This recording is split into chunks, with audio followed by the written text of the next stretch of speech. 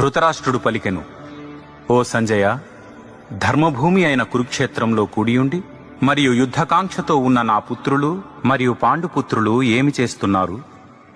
సంజయుడు పలికెను, సైనిక వ్యూహాత్మకంగా నిలిపి ఉన్న పాండవ సైన్యాన్ని చూచిన దుర్యోధనుడు తన గురువు ద్రోణాచార్యుడిని సమీపించి ఈ విధంగా పలికెను, గౌరవనీయులైన గురువర్య, ద్రుపదుని పుత్రుడైన ప్రతిభావంతుడైన మీ శిష్యుడిచే అత్యంత వ్యూహాత్మకంగా నిలుపబడిన ఈ పాండవుల మహాసైన్యాన్ని చూడుము. వారి పక్షాన సైన్యంలో ఉన్న ఎంతో మంది శక్తివంతమైన యోధులను వీక్షించండి.